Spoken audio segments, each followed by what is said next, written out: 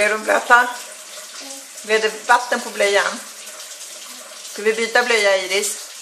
Mm. Men du har ju städat väldigt fint, måste jag säga. Duktig du är.